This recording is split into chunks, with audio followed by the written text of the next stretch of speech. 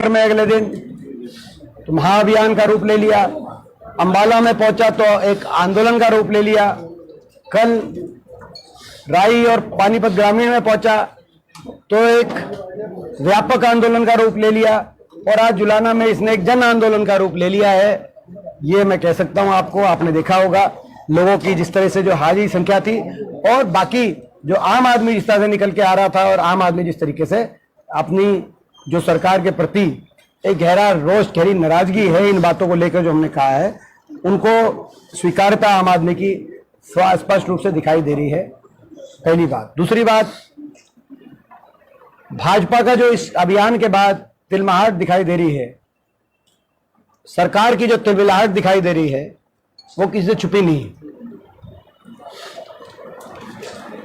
पहले दिन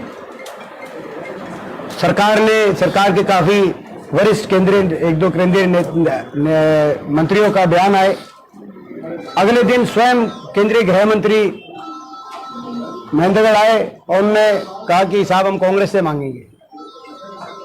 मतलब 10 साल भट्टा बिठा दिया हरियाणा का और हिसाब कांग्रेस से मांगेंगे।